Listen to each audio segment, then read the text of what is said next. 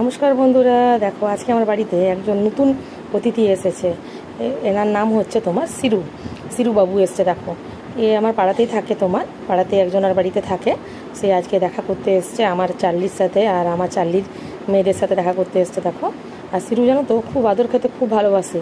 এসেই দেখো সঙ্গে সঙ্গে আমাদের বিছানায় উঠে পড়েছে, আর আমরা সবাই ওকে আদর করছি। দেখো, ও এখন বিকেলবেলা একটু ঘুরতে বেরিয়েছিল, তো আমি ওকে বাড়িতে নিয়ে এসেছি আমার বাড়িতে।